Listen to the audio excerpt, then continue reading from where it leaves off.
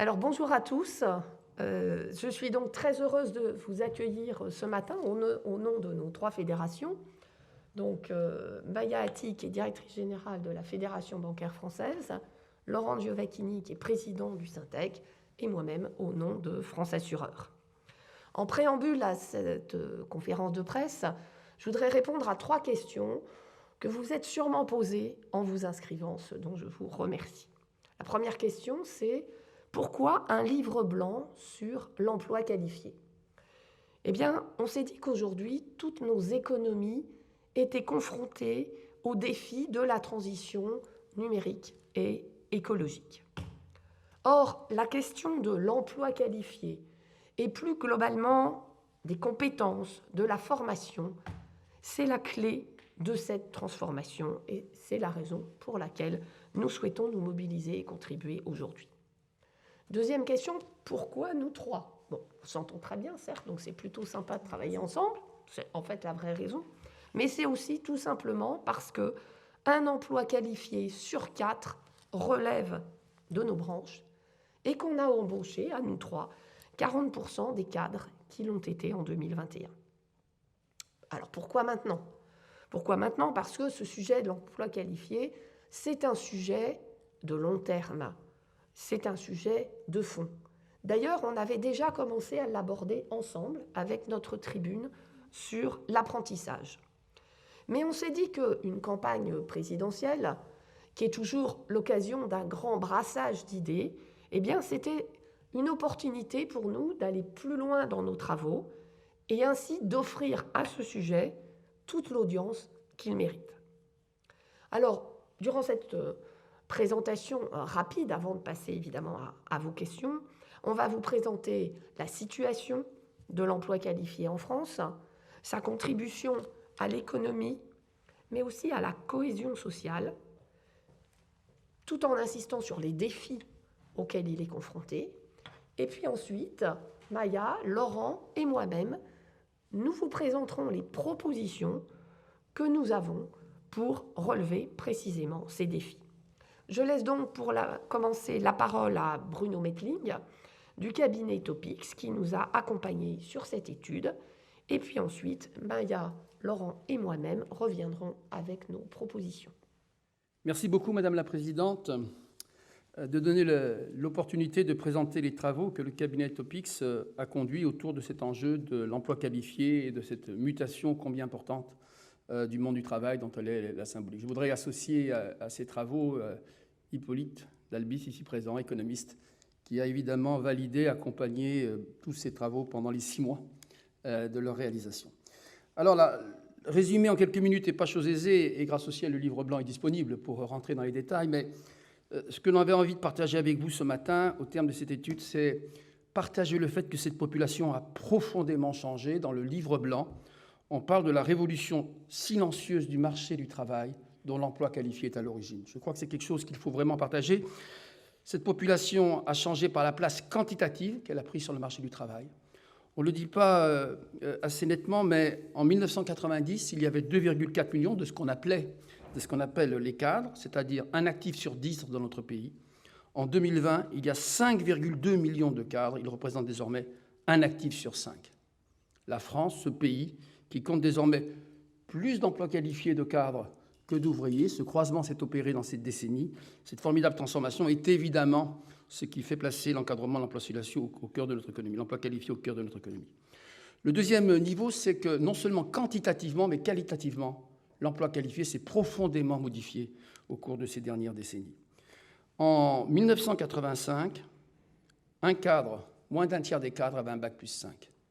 Aujourd'hui, ils sont plus de 55%. L'emploi qualifié s'est aussi modifié par son contenu, par sa substance. Aujourd'hui, les cadres, dans leur définition traditionnelle, dans leur acception traditionnelle de ceux qui encadrent des équipes, sont devenus minoritaires par rapport aux autres fonctions exercées par les cadres. On pense à l'expertise, par exemple, ou on pense aux responsables de projet, à toute cette animation transversale des entreprises.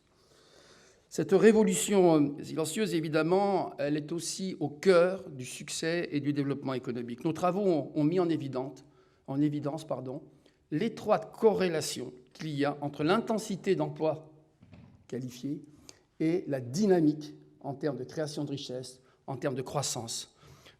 Et ce point est important à titre d'illustration. Les secteurs de l'industrie comme des services qu'il ne faut pas opposer sur cette thématique de l'emploi qualifié, ces deux secteurs-là, très clairement, quand on les regarde de manière détaillée, comme on l'a fait dans le livre, il y a une corrélation très étroite entre exportation, croissance, création de valeur et pourcentage, intensité d'emploi qualifié. Dernier élément de ce constat trop rapide, c'est, et vous l'avez dit, c'est non seulement la place que l'emploi qualifié occupe en termes de dynamique économique, de développement économique, de création de richesse dans notre pays, mais c'est la place centrale qu'il a prise dans les mécanismes de cohésion sociale. C'est ce qui nous avait fait dire avec beaucoup de conviction que continuer à opposer dans une approche un peu dogmatique la logique de l'emploi qualifié, de l'emploi des cadres qui serait privilégié par rapport aux autres catégories d'emploi est une erreur, est un contresens stratégique par rapport à la dynamique économique de notre pays, mais aussi par rapport à sa dynamique sociale. Les cadres sont au cœur aujourd'hui de mécanismes de cohésion sociale. Et je voudrais simplement en extraire 3 éléments rapides. L'ascenseur social. On note à juste titre que notre pays, il s'est pour le moins ralenti. Il est un domaine où il n'a pas faibli.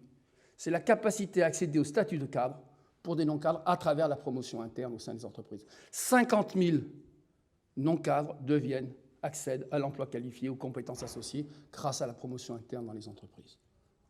Une autre illustration de ce rôle de l'emploi qualifié dans la cohésion sociale, dans le renforcement de la cohésion sociale, c'est la problématique de l'égalité professionnelle, de la mixité sociale.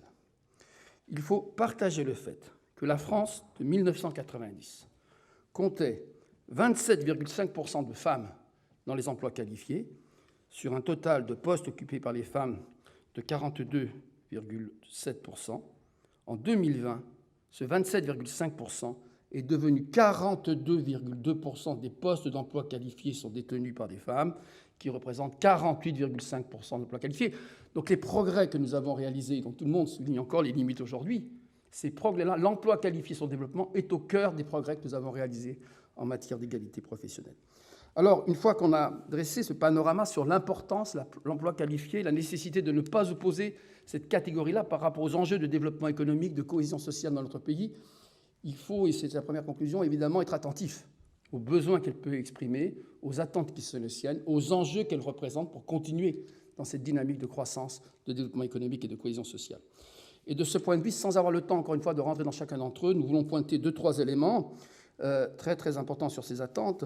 La première, c'est une demande de reconnaissance des efforts réalisés par ces emplois qualifiés, reconnaissance sous différentes formes, parce que c'est derrière les réalisations, derrière les progrès qui ont été réalisés, il y a des attentes qu'ils expriment de plus en plus nettement, attentes de reconnaissance, ce qui ne veut pas dire, encore une fois, qu'ils vivent mal leur situation. 86% des emplois qualifiés expriment leur satisfaction par rapport au monde du travail. Mais derrière cette satisfaction globale, il y a des attentes, il y a des limites, il y a des enjeux qu'il faut évidemment anticiper. L'un d'entre eux concerne les nouveaux modes de vie, les nouveaux modes d'équilibre de vie, vie professionnelle, vie privée, espace territorial. Nous ne développons pas plus ici. Mais c'est vrai qu'il y a une expression dans la jeune génération d'emplois qualifiés extrêmement forte, d'attente en la matière d'évolution des modes de vie. Un autre enjeu extrêmement important est celui de la reconnaissance. Non pas évidemment par rapport à leur situation présente, mais par rapport au sentiment qu'ils peuvent avoir, que les efforts permanents qu'ils doivent faire pour adapter leurs compétences, leur formation, évidemment, sont des enjeux importants sur lesquels ils doivent être accompagnés. Dernier élément que je souhaitais mettre en évidence, évidemment, c'est les risques. Et c'est sans doute là-dessus qu'il faut beaucoup insister. Et à juste titre, vos 3 fédérations ont retenu des propositions qui sont clairement orientées en ce sens également. On voit bien que la mécanique que je vous ai décrite sur ces 30 dernières années, qui a repositionné l'emploi qualifié au cœur de notre développement économique et de notre cohésion sociale, cette mécanique-là est susceptible de s'enrayer par rapport à ce que vous avez dit, Madame la Présidente, en introduction, sur les enjeux notamment de la transition écologique et numérique.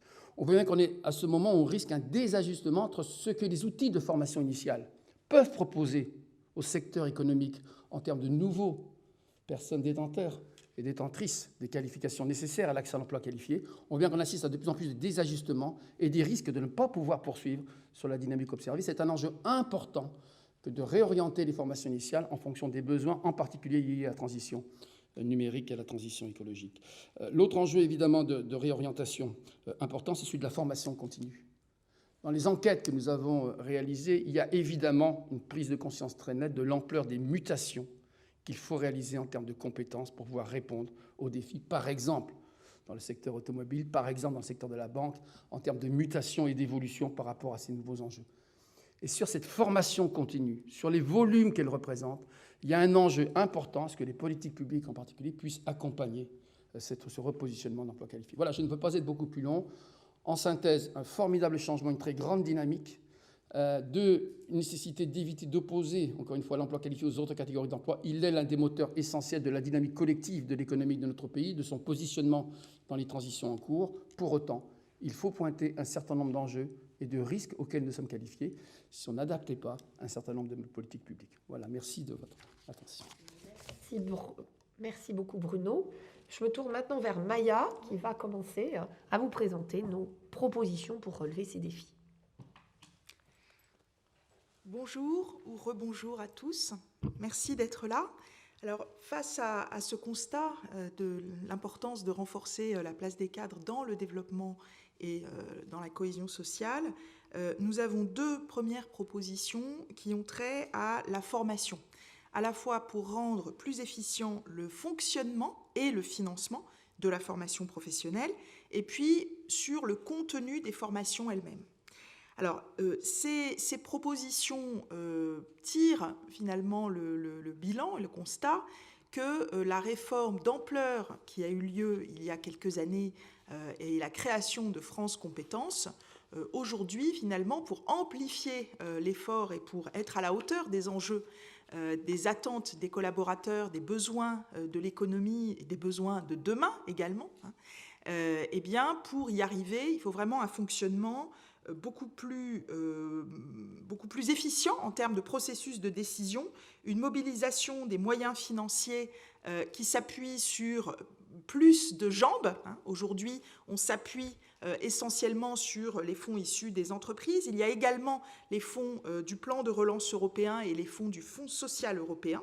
Et puis, en termes de fonctionnement interne, ce sont des propositions que nous portons au sein de France Compétences, un équilibre entre partenaires sociaux et décideurs publics qui est extrêmement important, un pilotage plus stratégique qui tienne compte à la fois des impacts budgétaires sur l'année, mais aussi de l'impact sur plusieurs années. Et puis, toujours au sein de France Compétences, la création d'une commission alternance, alors qu'aujourd'hui, ça fait partie des sujets qui sont parfois noyés dans tout cela.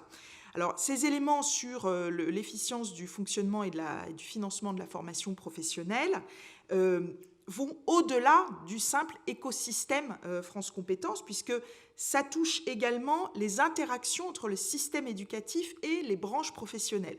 Ça fait très longtemps qu'on en parle et beaucoup d'établissements d'enseignement travaillent déjà avec des secteurs économiques, avec des entreprises.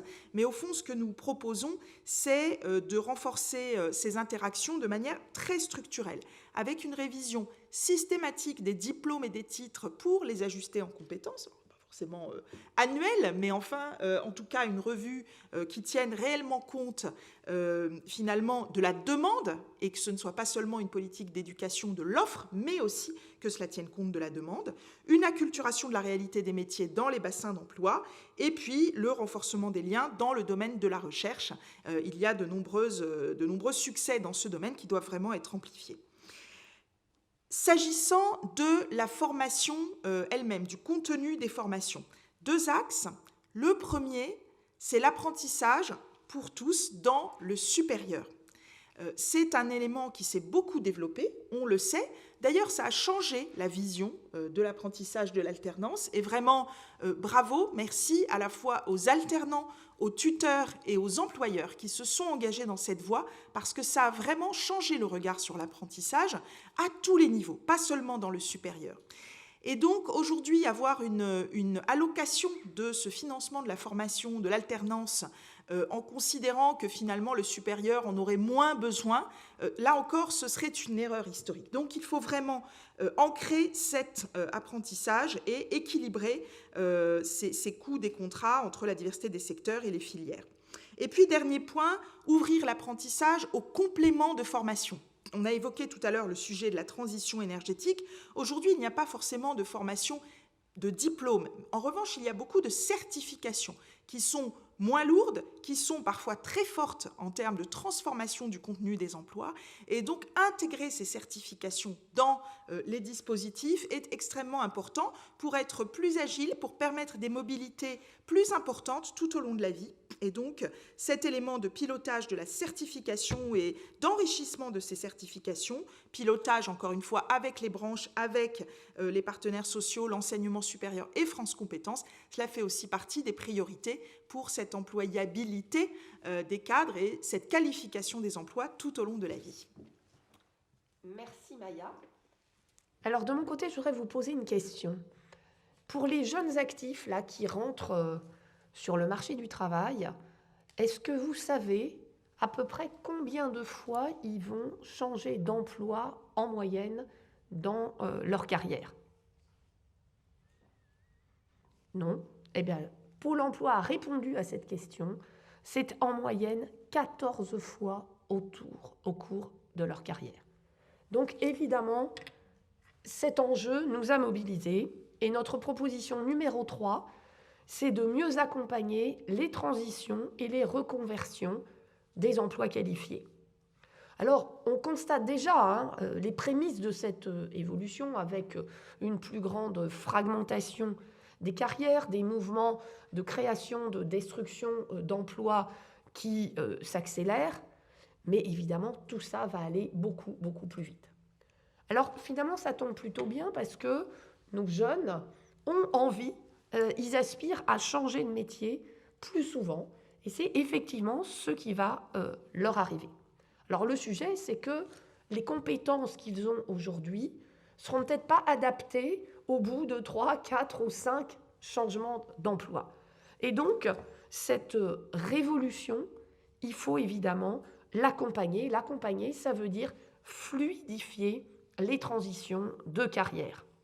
Alors, comment est-ce qu'on peut accompagner ces salariés qui vont voir leur trajectoire professionnelle chamboulée régulièrement? Eh bien, pour nous, il faut rationaliser, il faut simplifier, il faut rendre plus lisibles les dispositifs existants et il faut aussi les ouvrir à un public beaucoup plus large. Alors, en fait, on a les outils, ils sont là, mais il faut les faire évoluer dans 3 directions.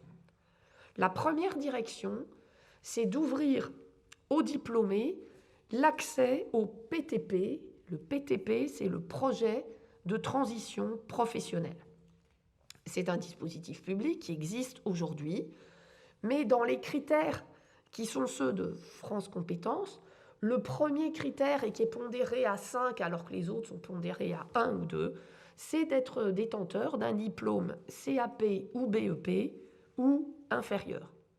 Il faudrait également que ce dispositif favorise davantage les projets de formation vers des métiers à forte perspective d'emploi, voire des métiers émergents.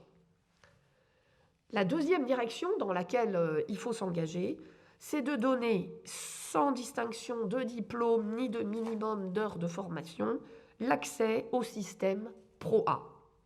Alors, le système Pro-A, c'est un système qui permet d'accompagner les reconversions pour les entreprises qui font face à des fortes mutations, mais encore une fois, il n'est accessible qu'aux salariés dont le niveau de qualification est inférieur à Bac+3. Et enfin, la troisième direction, c'est de simplifier le dispositif des transitions collectives ou Transco, et il faut l'ouvrir, aux reconversions intersectorielles.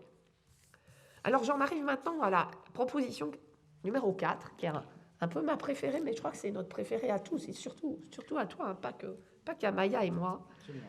Alors on parle beaucoup des maths depuis quelques jours, et c'est très bien. C'est un grand sujet de préoccupation pour nous, la pénurie d'ingénieurs dans le futur, donc qu'on s'en préoccupe et que ça devienne un sujet de société. Vous voyez, comme quoi la campagne présidentielle, ça permet effectivement de parler continuellement des maths au lycée depuis plusieurs jours et dans tous les médias. Mais alors, il y a un point qui leur a échappé. C'est les filles ou les femmes dans ces formations scientifiques. Et donc, ce que nous souhaitons, c'est renforcer la présence des femmes dans les filières scientifiques et techniques. Aujourd'hui, la France n'est pas trop mal placée par rapport à la moyenne européenne, et d'ailleurs Bruno l'a noté tout à l'heure. Mais ce qu'on constate, c'est un décrochage de la présence des jeunes filles dans les formations scientifiques au lycée, et on est évidemment très inquiet de l'impact à terme de cette évolution pour la parité dans notre vivier, parité, vous l'avez noté, cher Bruno, qui a considérablement progressé au cours des dernières décennies. Donc il faut absolument rééquilibrer dès le lycée l'accès des jeunes filles vers ces options scientifiques, alors même qu'avec le nouveau bac, eh bien, la situation s'est considérablement aggravée. Alors ce que nous proposons en pratique, c'est de faire des états généraux sur les femmes et les sciences, de fixer peut-être des objectifs de mixité dans ces enseignements de spécialité au lycée, de développer les réseaux, le mentoring, parce que c'est très efficace. Bref, nous appelons à une mobilisation générale sur ce sujet. Laurent ? Florence, effectivement, je ne vais pas rebondir longuement sur ce que Florence vient de vous dire, mais je suis effectivement très frappé de voir que, certes, comme l'a rappelé Bruno, nous avons 42% de femmes dans l'emploi qualifié, mais quand on regarde plus précisément certains secteurs de notre économie, l'industrie, la tech, les femmes sont minoritaires, voire très minoritaires. 30% de femmes en école d'ingénieur, 20% seulement dans les filières numériques. Il y a un énorme effort à faire et fort heureusement, le ministre a pris conscience des effets pervers de la réforme qui venait d'être engagée et se propose de remettre des mathématiques dans le tronc commun en première et en terminale. C'est un premier pas important.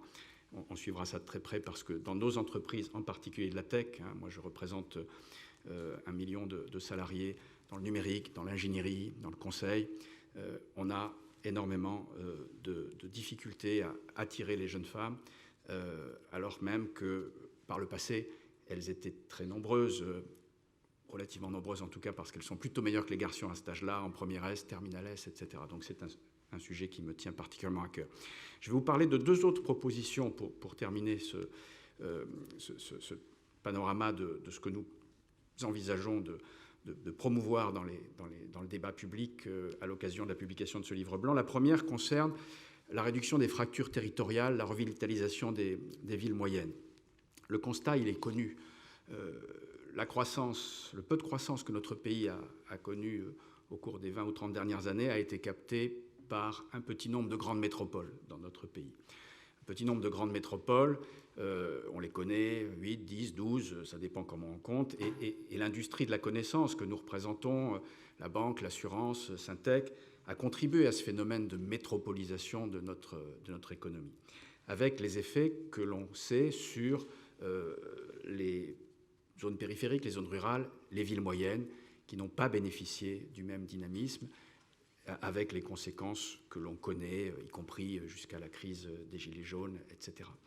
Notre conviction, à tous les trois, c'est que, à la faveur, c'est vrai, d'évolutions technologiques récentes, déploiement de la fibre optique, de la 5G, etc., mais aussi de la crise Covid, qui a beaucoup modifié les comportements, y compris des cadres métropolitains, on a l'occasion d'inverser la vapeur. Nos jeunes ou moins jeunes cadres dans nos entreprises ont envie de travailler de plus en plus dans des environnements plus favorables, et notamment dans des villes moyennes. Il y a quelques années, le Graal pour un cadre, c'était de s'installer dans une grande métropole comme Nantes, par exemple. Aujourd'hui, c'est plutôt les villes moyennes qui ont leur faveur. Mais alors, il y a deux solutions. Soit on va transformer ces villes moyennes en nouvelles villes dortoirs, quelque part. Les cadres s'y installeront du jeudi soir au mardi matin. Certes, ça fera un petit peu d'activité pour la boulangerie et le Super U, mais ça ne va pas fondamentalement changer l'activité produite dans les villes moyennes. Soit on tire parti de cette volonté des cadres de s'installer dans un autre environnement et on va pouvoir à ce moment-là créer des écosystèmes, des petits écosystèmes quasi métropolitains dans un certain nombre, 10, 20, 30, 40 villes moyennes en France. Qu'est-ce qu'il faut faire pour ça, nous semble-t-il? Bien sûr, il faut déconcentrer des services publics, et là le gouvernement s'y est attelé, puisque vous savez qu'aujourd'hui, quand il s'agit de déconcentrer des services parisiens, par exemple, il y a une interdiction que ça se passe au profit des grandes métropoles. Il faut que ça aille dans les villes moyennes, c'est une très bonne chose. Mais il faut aussi, bien sûr, que quand on parle de réindustrialisation, de relocalisation industrielle, elle se fasse, un peu comme je le dis dans le petit bouquin que j'ai sorti sur les nouveaux chemins de la croissance, non pas de Shenzhen à Toulouse ou de Shenzhen à Lyon, mais de Shenzhen à Romorantin. C'est-à-dire qu'on aille vraiment relocaliser ou réindustrialiser la France là où elle en a besoin, dans des territoires qui ne sont pas les grandes métropoles. Et si l'on conjugue déconcentration de services publics, relocalisation industrielle ou réindustrialisation dans ces villes moyennes et non plus uniquement dans les grandes métropoles, on a la possibilité de faire venir des emplois qualifiés, conjoints et conjointes compris, si je puis dire. Et évidemment, ce qu'on propose dans ce livre blanc, c'est de favoriser tout ça, avec évidemment des ouvertures de lignes à grande vitesse, le déploiement de la 5G, la fibre, c'est déjà très, très, très avancé. Il faut aussi, parce que quand un couple de cadres s'installe dans une ville moyenne, et pas uniquement pour télétravailler du jeudi au lundi, il faut qu'il y ait des écoles de qualité, des classes bilingues, etc., au moins jusqu'à la 3e. Il faut développer des dispositifs d'accueil en région pour accompagner les relocalisations, l'insertion professionnelle, mais je pense que c'est un des moyens. Nous, en tout cas, nous avons cette responsabilité porteur d'emplois qualifiés, de 40% des embauches d'emplois qualifiés en France. Dans nos branches, nous avons cette responsabilité de réinvestir les villes moyennes, ce qui n'est pas métropole. On n'a pas mauvaise conscience d'avoir aidé les métropoles à prendre leur envol. Évidemment, il ne faut pas casser cet envol, mais il faut aussi, dans un certain nombre de villes moyennes, notamment là où les exécutifs locaux sont de qualité, parce que ça joue beaucoup aussi, quand il y a une maire, un maire, un président de communauté urbaine, communauté d'agglomération de qualité, ça joue beaucoup, mais miser sur un certain nombre de villes moyennes, pas toutes sans doute, pour réindustrialiser, déconcentrer les services publics, ouvrir des écoles de qualité, développer des infrastructures permettant de s'y rendre facilement, développer également des infrastructures numériques, c'est en cours.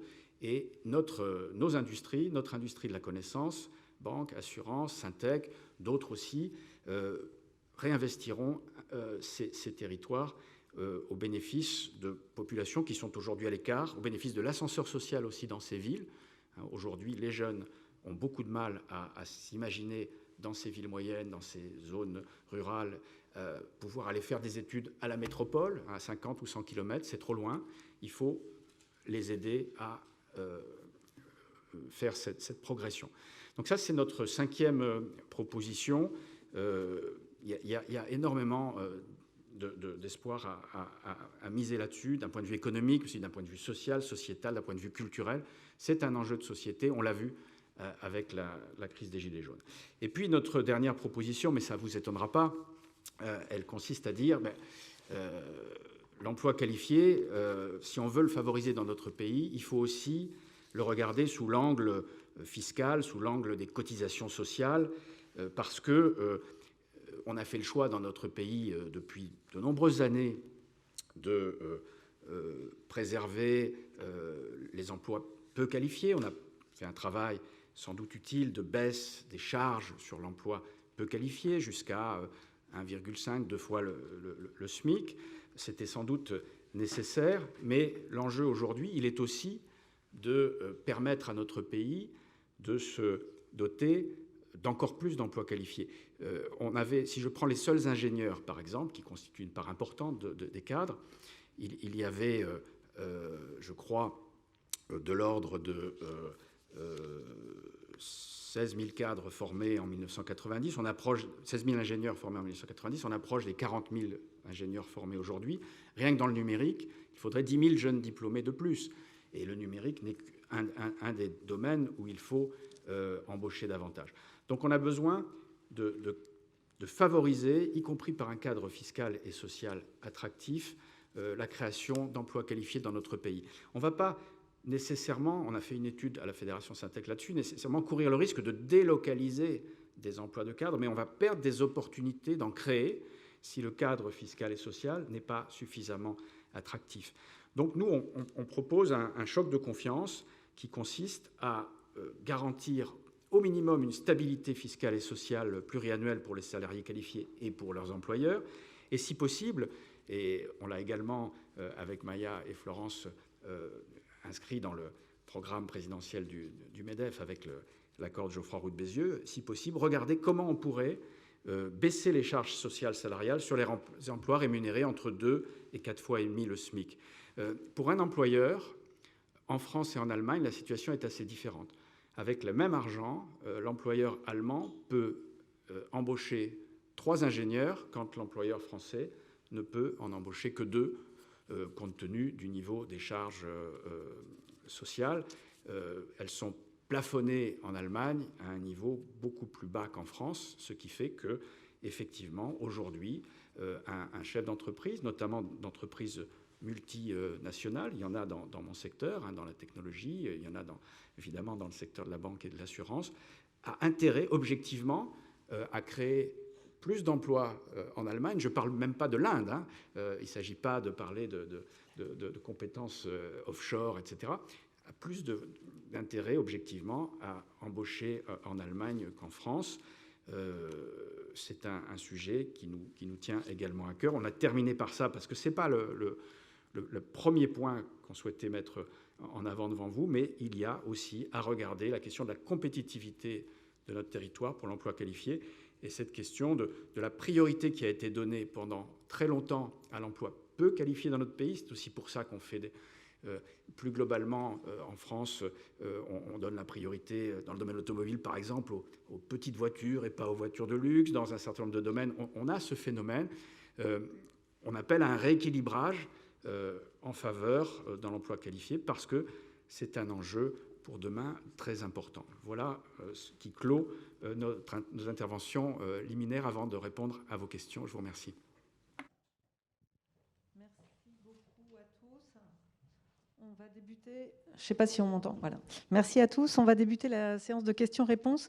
Ce que je vous propose, c'est qu'on démarre avec les questions des journalistes qui sont dans la salle. Il y en a déjà quelques-unes qui sont arrivées sur le chat.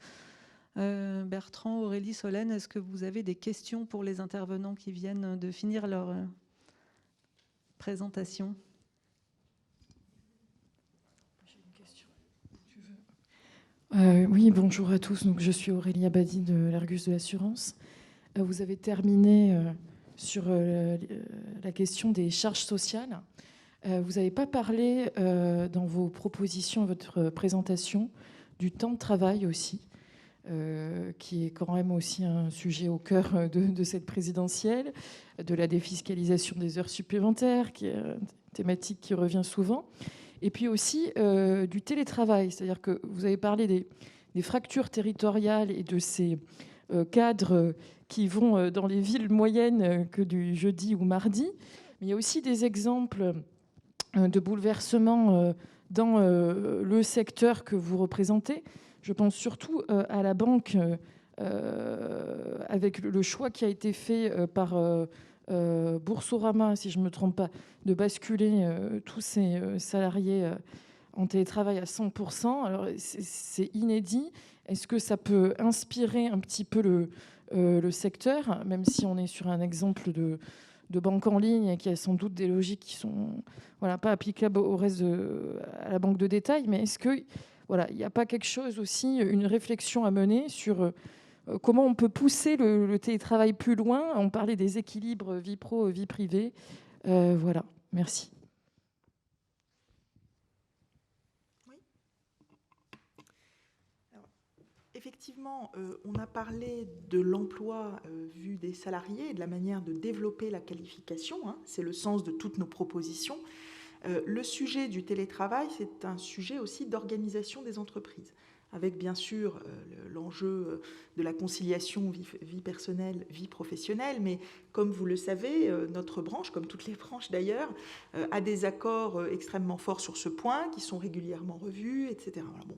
Donc dans le télétravail, fortement contraints par les conditions sanitaires des 2 dernières années. Ce qui a été fait de façon constante, c'est de concilier bien sûr les règles sanitaires les plus strictes, que les gens soient chez eux ou qu'ils soient dans les locaux de l'entreprise, et puis de concilier ça avec un service aux clients qui, dans certains cas, reçoivent ce service à distance et dans beaucoup de cas, reçoivent ce service sur place, ou bien le reçoivent par le biais de lieux dans lesquels il y a un collectif de travail. Quand on parle d'une plateforme de réponse aux clients, par exemple, quand on travaille sur des sujets de recouvrement, ce sont des sujets très sensibles. Généralement, c'est assez souvent plus sain d'être plusieurs sur le lieu de travail. Donc il y a cet équilibre à assurer entre des activités télétravaillables et des activités non télétravaillables au sein d'un même métier. Donc on a vraiment regardé, je pense, au sein de chaque branche, ce sujet de façon précise.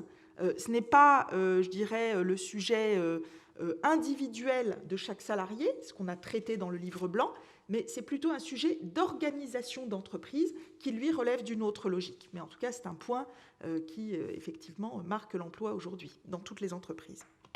C'est vrai que ça peut être aussi un sujet d'attractivité pour nos entreprises par rapport à d'autres branches. C'est vrai que nous sommes confrontés à une pénurie de talents et la guerre des talents entre les entreprises passe aussi par là, avec ce que peuvent proposer les entreprises en matière de télétravail, je dirais à l'intérieur de chaque branche, les unes par rapport aux autres. Pour ce qui nous concerne dans le monde de la tech, dans le monde du numérique, de l'ingénierie, du conseil, etc., dans la période post-Covid qui s'amorce, on s'oriente vers des accords d'entreprise que la plupart des groupes, petits ou moyens ou gros, ont déjà conclus, autour de 2 jours de télétravail par semaine. C'est à peu près la norme qui est en train de s'installer.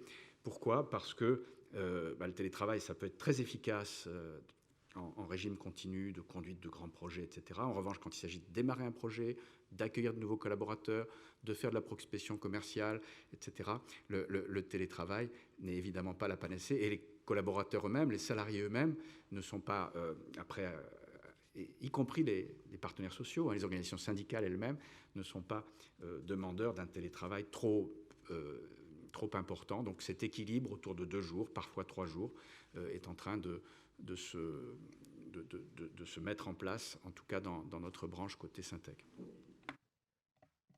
Peut-être juste en complément, sachant que vous avez déjà abordé beaucoup d'éléments relatifs au télétravail, peut-être par rapport à l'emploi qualifié ou par rapport à la notion de cadre.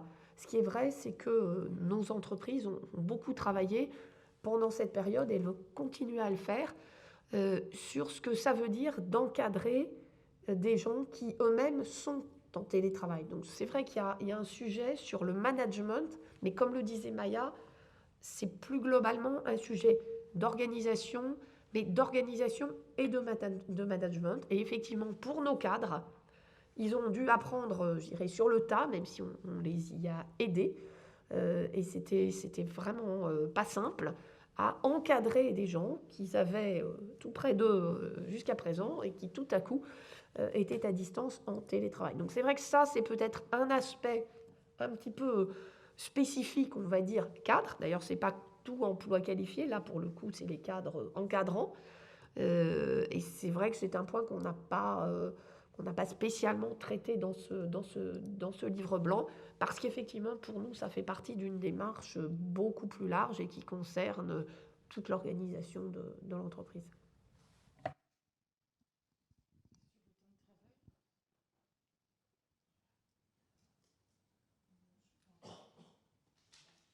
Sur le temps de travail, les différentes entreprises se sont adaptées au contexte existant. On préfère faire porter l'axe sur des choses qui sont moins souvent traitées. Ce sujet de la formation tout au long de la vie, là encore, en termes structurels pour les 50 ans qui viennent, c'est vraiment quelque chose sur lequel il faut travailler aujourd'hui. Voilà. Le temps de travail, c'est touche plus l'économie. Ouais, c'est moins la question des heures supplémentaires dans nos branches que la question de ce qui a été révélé un peu par la crise Covid, de l'autonomie de plus en plus grande de nos collaborateurs, et donc des questions liées à la proportion de nos populations de cadres notamment, qui peuvent être passés en forfait jour, par exemple. Ce genre de choses est important, en particulier dans nos branches, parce qu'on s'aperçoit que avec le développement du télétravail, même avec 2 jours seulement ou 3 jours, nos salariés acquièrent de fait, même à des niveaux d'ancienneté assez modestes, hein, une autonomie dans leur travail qui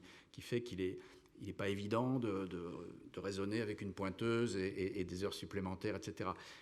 Et donc l'extension dans notre branche des gestions via le forfait jour, par exemple, est une question qui peut se poser compte tenu de l'autonomie grandissante avec le télétravail de nos cadres. Solène Poulenec, Les Échos, vous parliez de la place des femmes issues des filières scientifiques. Est-ce que vous pourriez remettre un petit peu en perspective la part des femmes issues de ces filières dans vos secteurs respectifs de la banque et de l'assurance et de leurs évolutions récentes? Vous parliez de décrochage.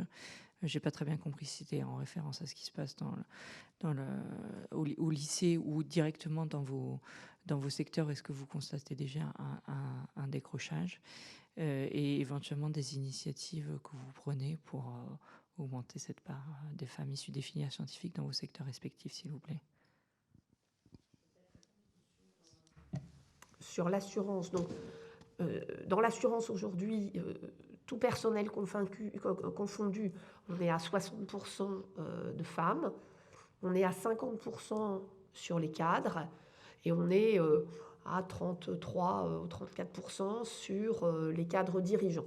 Donc voilà aujourd'hui la situation, donc une situation qui est satisfaisante en termes de parité sur les cadres, un effort encore à faire sur les cadres dirigeants. Les entreprises du secteur en sont tout à fait conscientes, et il y a énormément de programmes, en particulier de mentoring. C'est pour ça que j'ai cité cet exemple, parce que le mentoring a prouvé être un outil efficace pour convaincre les femmes qu'elles ont effectivement cette capacité et toute leur place à arriver à des postes de direction. Pour ma part, j'interviens très régulièrement dans ce type de programme. Alors ça peut être à l'intérieur d'une entreprise, hein, où la plupart je pense que beaucoup d'entreprises du marché de l'assurance aujourd'hui ont ce type de démarche en interne. Et puis il y a aussi des professions. Il y a évidemment Financiel pour toute la finance, mais il y a Actuel. Vous voyez, donc les actuaires. Alors l'actuariat, c'était traditionnellement un métier assez féminin. Il y avait plutôt plus de femmes que d'hommes dans les filières d'actuariat. Et depuis quelques années, ça baisse. Donc vous voyez, il y avait déjà des signaux, enfin, il y a des signaux qui sont pas très bons, on ne sait pas très bien expliquer, mais qu'on constate. Et puis alors, effectivement, aujourd'hui, il y a un signal extrêmement fort qui nous est remonté, qui est que du fait de la réforme, la dernière en date, la dernière réforme du bac, avec cette liberté de choix laissée aux lycéens pour choisir leurs options, eh bien, il se trouvait que les filles au lycée choisissaient beaucoup moins que leurs collègues masculins les options scientifiques et spécialement les options maths. C'est-à-dire qu'elles prennent biologie, SVT, etc., même physique, chimie, mais alors les maths, non. Les maths, non, pas les maths. Et donc, c'est pour ça qu'on veut... notre perspective ici, c'est vraiment une perspective de long terme. C'est un travail de fond. On s'attache aux grandes tendances. On pense que c'est aujourd'hui qu'il faut réagir pour éviter l'impact que ces évolutions auront mécaniquement dans 20 ans. Parce que dans 20 ans, quand on se dira « mais pourquoi il n'y a toujours pas assez de femmes dans les COMEX, dans les comités de direction générale, etc. » On se dira « ah ben oui, mais sur les métiers, regardez nos métiers d'assurance, si dans les métiers techniques, la couverture des risques, les risques industriels, les risques climatiques, etc. On embauche évidemment beaucoup d'ingénieurs. Le marketing, il sera peut-être quasi intégralement digital. Et puis globalement, comme le disait Laurent, s'il n'y a pas de femmes qui font des maths et qui vont aller travailler dans l'intelligence artificielle, finalement, ce que le monde de demain, qui va être quand même un peu formaté par ces développements de l'intelligence artificielle, eh bien, n'intégreront pas une vision qui est la vision des femmes, et sans du tout l'opposer d'ailleurs à l'autre vision, mais toutes les études ont montré que c'était bien par l'équilibre des visions qu'on pouvait construire à la fois des entreprises plus efficaces et évidemment une société plus équilibrée. La situation est, si je peux compléter, parce que votre question portait sur banque et assurance, la situation est beaucoup plus nette encore dans mon domaine, hein, celui de la technologie, et plus largement dans l'industrie.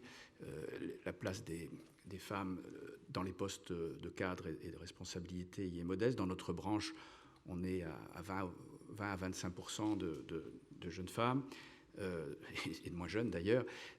On a cette situation de 30% de femmes, je disais, dans les écoles d'ingénieurs, mais 20% seulement dans les filières qui nous intéressent directement. Nous arrivons à embaucher dans nos entreprises un certain nombre de femmes par le biais des écoles de management et de commerce, où là la situation est beaucoup plus équilibrée. À HEC, c'est 50-50 à peu près.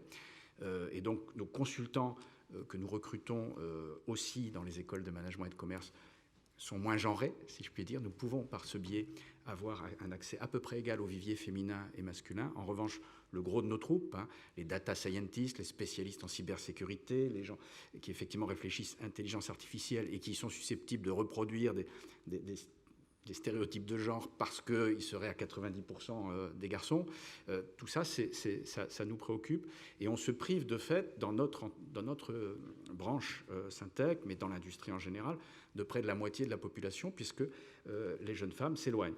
D'où ce qu'on disait tout à l'heure sur les effets pervers de la disparition des premières S, terminales S, etc., puisque ça fait encore moins de viviers à l'entrée des classes préparatoires, par exemple aux écoles d'ingénieurs ou des écoles d'ingénieurs post-bac. Donc ça va. Si vous voulez, avant, on savait pas trop, donc on allait peut-être dans la mauvaise direction, mais ok. Maintenant, on sait ce qu'il faut faire et on recule dans la bonne direction. C'est-à-dire qu'au lieu d'inciter les jeunes femmes à faire plus de maths, à être plus enclines à choisir les écoles d'ingénieurs, etc., pour être demain dans les comités exécutifs, dans les instances dirigeantes des entreprises industrielles, des entreprises de la tech, en plein accord avec les objectifs de la loi Rixin, par exemple, hein, 30%, puis 40% de femmes ou d'hommes dans les instances dirigeantes à l'horizon 2030. Avec cette réforme du bac, qui n'avait pas cet objectif-là, bien sûr, mais cet effet pervers, on a reculé dans la bonne direction. C'était très frappant. Heureusement, je crois que le gouvernement a bien pris conscience de cette difficulté. Il faut que les jeunes femmes investissent la banque, l'assurance, bien sûr, elles y sont déjà, il faut qu'elles y restent, y compris dans les métiers techniques. Il faut qu'elles viennent dans l'industrie, il faut qu'elles viennent dans l'industrie de la connaissance, et dans la tech. Elles vont avoir des parcours peut-être même accélérés parce qu'il va falloir, et c'est une très bonne chose, les accueillir en plus grand nombre dans les comités exécutifs. Elles sont déjà, vous savez, dans les conseils d'administration, les femmes. La loi Copé-Zimmermann 2014, 40% d'hommes ou de femmes au minimum dans un conseil d'administration. Ça a été un grand succès. Sauf qu'on a dit aux femmes, à 45, 50 ans, 55 ans, venez dans les conseils d'administration. L'effet pervers, ça a été qu'il y en a eu presque moins dans les instances opérationnelles, les comités exécutifs, puisque certaines femmes se sont professionnalisées en quelque sorte dans les conseils d'administration. Il y a eu cet effet pervers. Maintenant, il faut qu'elles viennent aussi dans les instances dirigeantes vraiment opérationnelles, les comités de direction, les comités exécutifs, etc. Si le vivier dans les entreprises industrielles ou dans les entreprises de la tech à l'entrée est tari, comment va-t-on faire pour qu'elles soient en nombre suffisant, 30 puis 40%, et pas uniquement, en tant que DRH ou directrice de la communication, mais en tant que directrice opérationnelle dans les comités exécutifs, dans les comités de direction, quand elles auront 40 ou 45 ou 50 ans. Donc on a un hiatus là aujourd'hui. Il s'agit vraiment de redresser la barre. Juste pour compléter, en termes de chiffres, ce sont les mêmes que dans l'assurance à 1 ou 2 unités près. Hein, donc voilà, quasiment 60% de femmes au total, 50% de cadres. Je signale que 50% de cadres femmes aujourd'hui, c'est une augmentation de quasiment 10 points en 10 ans. Donc il y a vraiment eu un pas très important qui, tout à fait, oui, dans la banque, qui est passé notamment d'ailleurs par des promotions de non-cadre à cadre, hein, pas que, hein, aussi dans des recrutements, mais c'est passé aussi par des promotions de non-cadre à cadre. Et aujourd'hui, c'est un point dont on discute de manière extrêmement détaillée avec les organisations syndicales qui attirent notre attention, hein, parce qu'on a des statistiques ultra détaillées dans chaque entreprise et dans chaque branche sur les écarts de situation comparés. Ce qui fait que quand il y a des écarts qu'on ne s'explique pas, le sujet c'est quel est le plan d'action ? Qu'est-ce qu'on fait ?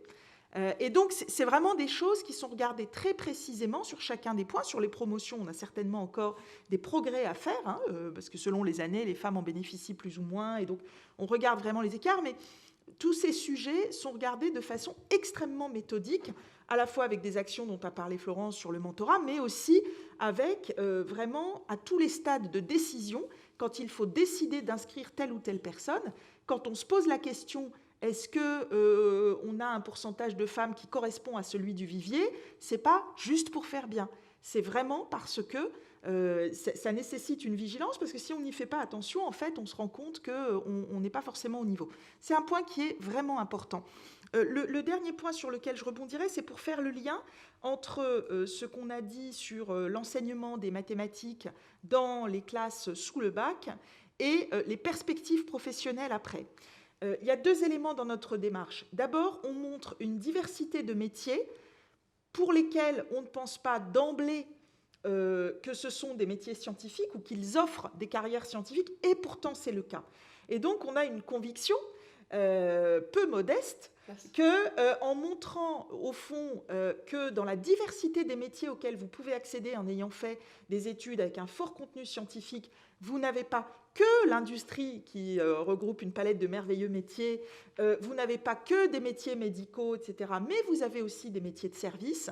En réalité, on encourage par cette démonstration que vous pouvez avoir 1000 métiers dans l'assurance, dans la banque, dans le conseil, auxquels vous mènent des études scientifiques. Donc, on souhaite contribuer à l'attractivité des formations scientifiques pour les hommes et pour les femmes par ce biais, en montrant toute cette palette et en montrant d'ailleurs au sein même de nos entreprises la palette des métiers auxquels ça mène. Vous pouvez commencer ingénieur, continuer DRH, revenir en direction des risques, être commercial, etc. Donc, il y a quand même une boucle vertueuse à montrer cette diversité de métiers et ensuite à attirer vers ces formations. Le deuxième élément, c'est qu'on a parlé tout à l'heure de formation tout au long de la vie. Hein. Comment on fait en cours de vie pour avoir un plan, un projet de transition professionnelle, comment on fait pour bénéficier de nouvelles certifications. Mais en fait, une partie de votre accès à ces types de formation dépendra aussi de votre niveau initial. Pour la faire courte, si vous avez un niveau de terminale S de bon niveau et que vous avez arrêté les maths après le bac, c'est toujours mieux que d'avoir un niveau de 3e ou de début de seconde.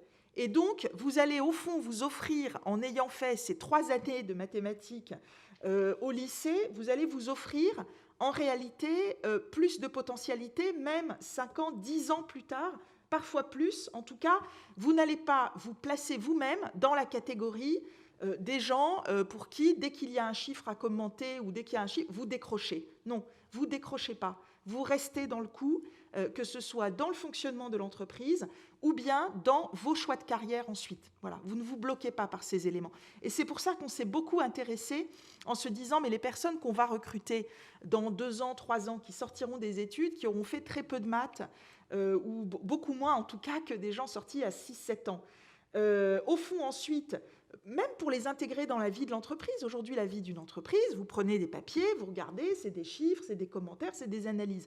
Si vous décrochez à ce stade-là, des graphiques, Donc tous ces éléments-là et les soft skills dont les femmes sont supposées être mieux dotées par les bonnes fées de la nature, je ne suis pas sûre que ça suffise à compenser. Voilà.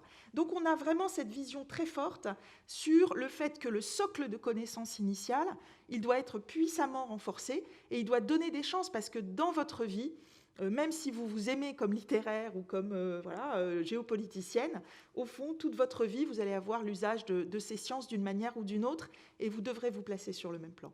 Et je finis en rendant hommage à toutes les femmes qui, dans les entreprises, donnent ces exemples-là à tous âges. On a dans la banque des femmes très talentueuses dans le domaine de l'innovation qui sont au premier plan, la Société Générale, au Crédit Agricole, enfin dans toutes sortes de banques, sur des métiers très visibles et qui donnent encore une fois cet exemple que, au fond, il n'y a pas de fatalité dans ces métiers-là, y compris très technologiques.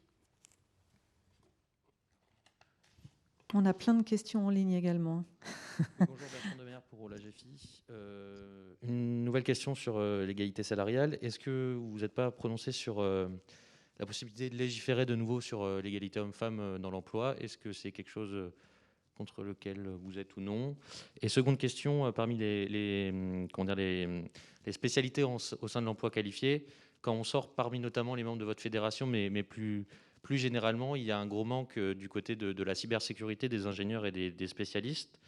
Est-ce que c'est une question à laquelle vous avez répondu dans le livre blanc et pour laquelle vous proposez des choses précises, ou va falloir attendre encore quelques années que les écoles d'ingénieurs accélèrent sur le sujet?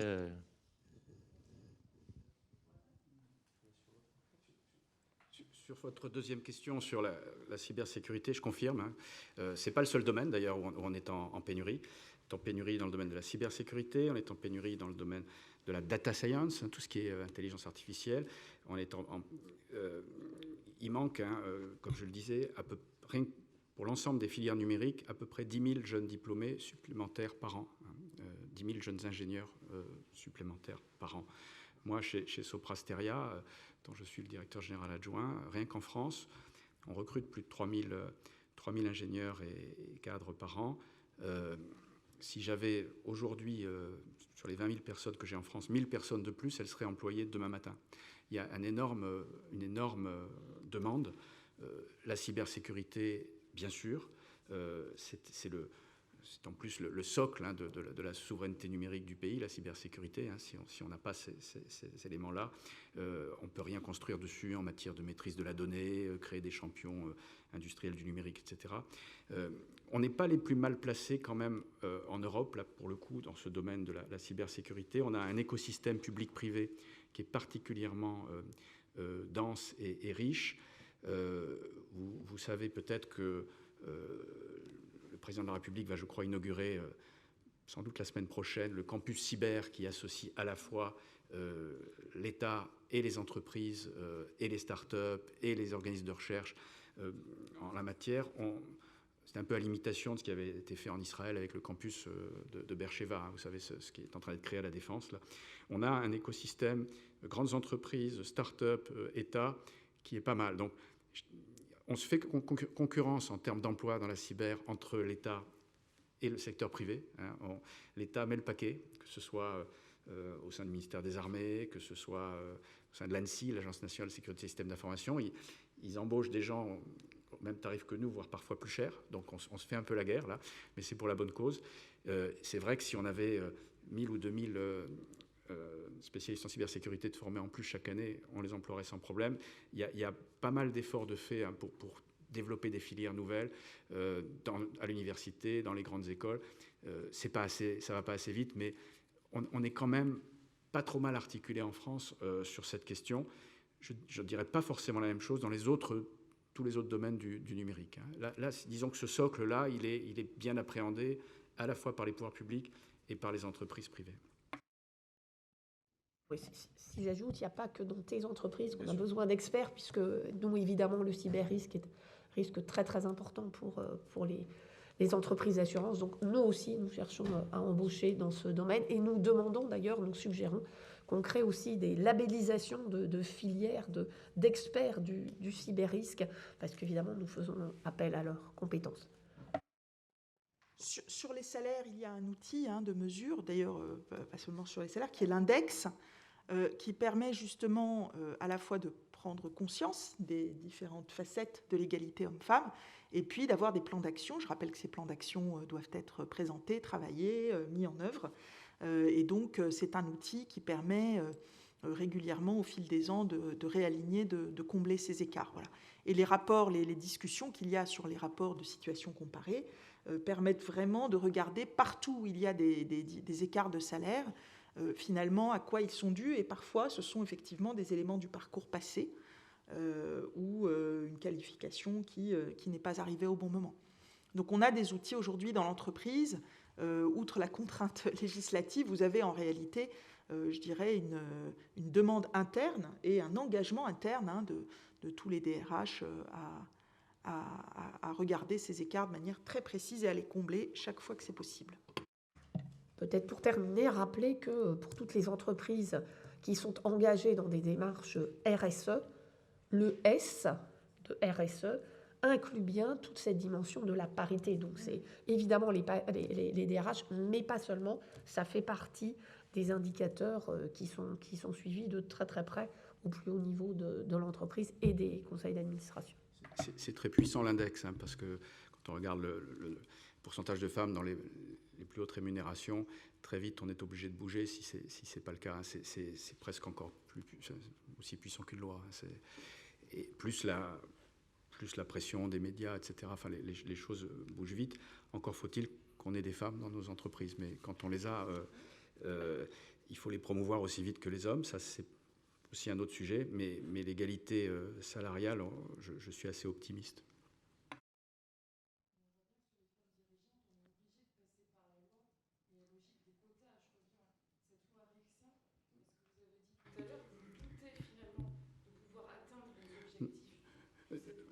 Non, je dis qu'il y avait une contradiction entre l'objectif de cette loi. Alors on peut discuter des modalités, on en a pas mal discuté avec Maya, Florence, au MEDEF, etc. Mais fondamentalement, moi, à titre personnel en tout cas, j'y suis favorable parce que je pense qu'on doit passer par une discrimination positive, comme on l'a fait sur les conseils d'administration. C'est des étapes nécessaires. Et simplement, je dis que c'est quelque part contradictoire, notamment dans les secteurs industriels ou dans les secteurs de la tech, de dire il faut au moins 40% de femmes dans les comités exécutifs et dans la population de cadres dirigeants, et de décourager quelque part les jeunes femmes à l'entrée de faire des études d'ingénieur, etc. Parce qu'on sait bien que dans ces entreprises-là, ce sont souvent les ingénieurs qui se retrouvent au poste de responsabilité ensuite. Moi, je me félicite, par exemple, c'est pas dans nos secteurs, mais qu'on ait désormais 3 femmes directrices générales dans le CAC 40, c'est tout récent, Orange, Veolia et Engie. On a maintenant 3 femmes sur 40. C'était mieux qu'avant, on en avait une. Voilà, ça progresse. Donc je ne suis pas découragé, on va y arriver. Mais encore faut-il qu'on alimente tout ça et qu'on encourage les jeunes femmes. Il va y avoir, je ne dis pas des boulevards, ça serait vulgaire comme expression, mais des appels d'air, justement, pour occuper ces postes de responsabilité. Donc il faut que les femmes viennent, évidemment, dans les filières scientifiques et techniques de la banque et de l'assurance, mais y compris massivement dans l'industrie et dans la tech. Je crois qu'on va peut-être passer au chat. On a quelques questions en ligne. Je vais poser une question d'Emmanuel Franck de Centre Info. Pourriez-vous préciser combien de salariés couvrent vos 3 fédérations? Combien d'entreprises? 334 entreprises et 354 000 salariés. Voilà, et 35 000 embauches par an. Pour France Assureur, on a 250 entreprises et on a 150 000 salariés. Si on rajoute les intermédiaires d'assurance, donc les agents généraux, les courtiers, on passe à 250 000.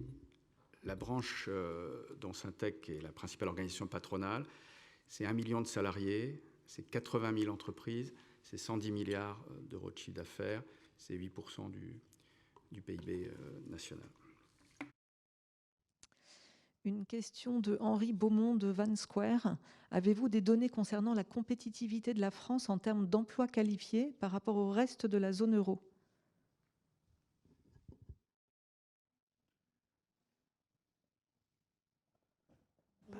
On se tourne vers nos... Ouais.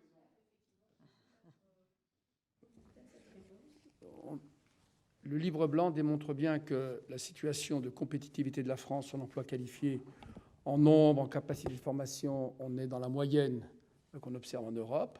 Par contre, ça a été dit tout à l'heure, en termes de rémunération de l'emploi hautement qualifié en particulier, là, il y a incontestablement un gap de compétitivité, notamment par rapport à l'Allemagne, qui est lié au phénomène de plafonnement, voilà, qui ont été décrits tout à l'heure. Donc voilà, globalement, on est dans une situation de benchmark européen comparable en termes de pourcentage d'emplois qualifiés, de développement, de dynamique que j'ai décrit au début de mon propos. À l'inverse, on a un problème de compétitivité lié en termes de coût de l'emploi très qualifié et très qualifié en particulier pour les raisons de plafonnement. Évoquer aussi un élément qui se rapporte un peu à ça, qui est que, bon, d'une part, c'est connu, hein, la France attire une moindre proportion de sièges sociaux, par exemple, que le Royaume-Uni, les Pays-Bas, etc. Mais surtout, où vont nos jeunes diplômés? Ils restent pas toujours en France. Et quand ils restent en France, ils ne restent pas toujours dans les entreprises françaises. Il y a 13% des diplômés de grandes écoles qui quittent la France pour exercer leur premier emploi à l'étranger. Ils ne reviennent pas tous après. Et puis, donc, je pense que par rapport à d'autres pays européens, la capacité de la France à retenir les talents est quand même assez limitée. Et elle parvient peu, d'ailleurs, aussi à recruter des talents étrangers, enfin, très qualifiés. Donc, on a une situation qui n'est... Ce sont des signaux plus que faibles quand même si on n'a pas de chiffres complètement stabilisés, qui montrent que l'attractivité de notre pays pour l'emploi qualifié, et je rappelle tout ce que j'ai dit tout à l'heure sur 3 ingénieurs allemands pour 2 ingénieurs français, par exemple, on est quand même pas en décrochage, mais un peu en décalage par rapport à l'Allemagne notamment. On a une question de Benjamin Dalguer de Liaison Sociale. Pour financer l'alternance au-delà des seules jambes, que sont les fonds entreprises, le FNE et le FSE, quelles ressources mobiliser?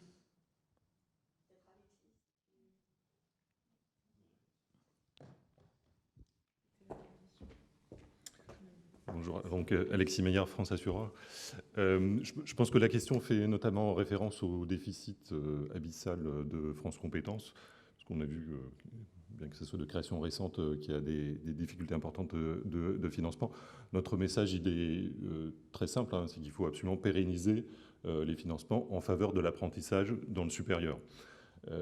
Pour résoudre l'équation, alors la question s'adresse d'abord au gouvernement, il faut sûrement rééquilibrer les dépenses que France Compétences fait d'une part pour l'alternance et d'autre part pour la formation par exemple des chômeurs. Ce sont des choses qui relèvent avant tout du budget de l'État. Et donc le but du jeu, c'est de rééquilibrer au sein des dépenses de France Compétences et d'attribuer les ressources en priorité à l'apprentissage et notamment à l'apprentissage dans le supérieur qui, encore une fois, on l'a bien développé, constitue une priorité pour lancer cette dynamique-là et la pérenniser dans le temps. Merci. Dans la question, si j'ai bien entendu, il y avait le sujet des ressources, en fait. Et donc, nous, ce qu'on préconise aussi, c'est que toute entreprise, privée ou publique, participe au financement de ce dispositif avec la taxe d'apprentissage. Donc, vraiment une extension, en quelque sorte. Il y a aujourd'hui quelques exonérations. Et donc, que chacun participe, ça paraît un principe d'équité logique. On a une question de Kevin Trublet de l'AFP. Pour créer plus d'emplois de cadres, ne faudrait-il pas élargir les places en formation? Les écoles d'ingénieurs ou de commerce sont très sélectives, plutôt que de jouer sur le cadre fiscal. Autrement dit, est-ce que la pénurie n'est pas sur le nombre de candidats plutôt que sur le nombre d'offres d'emploi? C'est les deux, hein. L'un n'empêche pas l'autre. Je pense qu'il y a effectivement une pénurie de talents qui s'explique en partie, on l'a dit, mais on n'a pas mis cette proposition en premier, par un cadre fiscal et social qui ne favorise pas l'emploi qualifié. Mais oui, je rejoins la personne qui a posé la question. Il faut augmenter le vivier. École d'ingénieurs, mais ça peut être aussi des universités, ça peut être aussi des formations un peu atypiques, École 42, etc., dans le domaine du numérique, par exemple. On prend tout. On a besoin de beaucoup plus de diplômés. On a besoin de gens qui se reconvertissent aussi. On va chercher de plus en plus dans nos entreprises des gens qui ont pris des voies qui n'ont pas de débouchés ou pas assez de débouchés.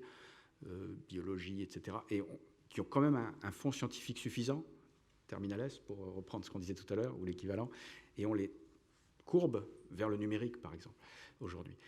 On fait feu de tout bois, y compris pour avoir des jeunes femmes, d'ailleurs, et effectivement, le côté attractivité fiscale et sociale n'est qu'un des volets. Je rejoins la question posée.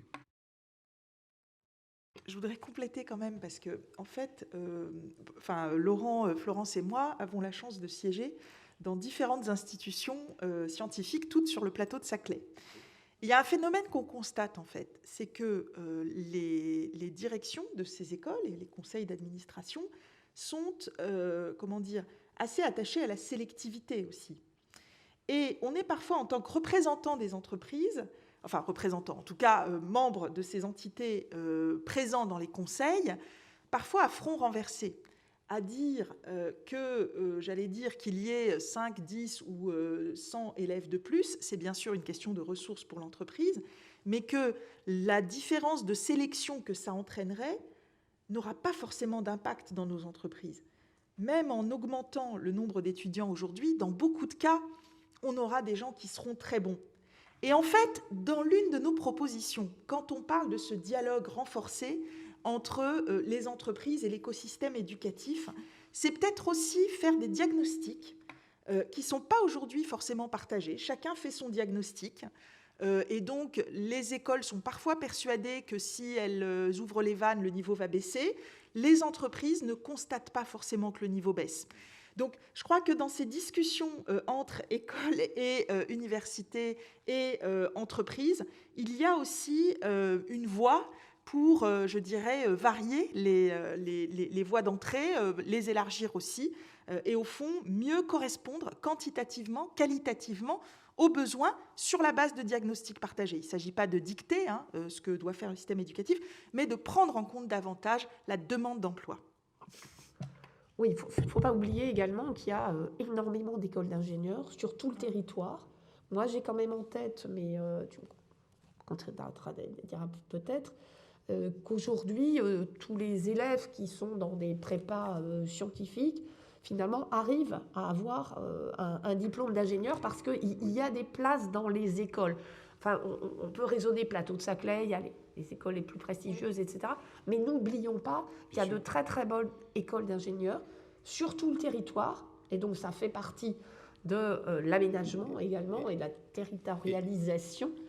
Donc, je pense que tu as tout à fait raison, Maya, mais je crois que surtout, il faut avoir... il y en a partout, il faut faire une cartographie. Et des bonnes filières universitaires également. Exactement. Donc, ce qu'il faut, ce qu'on appelle, c'est de toute façon un dialogue, de façon... on ne peut pas être les seuls à dicter, évidemment, les politiques des écoles, des universités, etc. Il y a la recherche qui a sa logique, mais en revanche, on doit être entendu, écouté, parce qu'on a une certaine vision qu'on a essayé de partager avec vous ce matin de nos besoins dans les décennies qui viennent. On est sur un sujet prospectif, sur un sujet de long terme, et quelque part, il faut que ce soit intégré dans la politique éducative. C'est en fait l'objet principal de... Pour être clair, il faut un peu plus de gens venant du monde de l'entreprise dans les conseils d'administration des universités. Il faut avoir le courage de le dire. Il y a pas mal d'universités qui ont une préoccupation extrêmement forte d'employabilité de leurs étudiants, et c'est très bien. Ils regardent vraiment les débouchés là où il y en a, et ils forment à ces filières-là. On a le sentiment parfois que d'autres ont peut-être des préoccupations académiques et de recherche qui sont légitimes, n'ont pas toujours suffisamment la préoccupation des débouchés dans le monde du travail, dans le monde de l'entreprise. Nous plaidons volontiers pour que, à l'instar de ce qui se fait évidemment dans les grandes écoles ou dans certaines universités qui ont été rapprochées de grandes écoles, par exemple sur le plateau de Saclay, on ait davantage dans les personnalités qualifiées des conseils d'administration des universités, y compris dans les universités dans les territoires et dans les métropoles, davantage peut-être de représentants du monde de l'entreprise pour indiquer les vraies filières. Il y a besoin de plus de cyber-spécialistes que de telle ou telle filière qui sont tout aussi nobles et tout aussi prestigieuses, mais qui n'ont pas, malheureusement, à l'instant où on se parle et dans les années qui viennent, de vrais débouchés. Donc, rapprocher le monde de l'éducation du monde de l'entreprise. C'est un projet que nous portons, nous, et que porte aussi d'ailleurs le MEDEF plus largement. Une question de Mariona Vivard de News Assurance Pro. Avez-vous constaté une hausse de la pénurie de main-d'œuvre suite à la crise sanitaire dans vos filières, ou bien une hausse de départ de salariés attirés par une reconversion?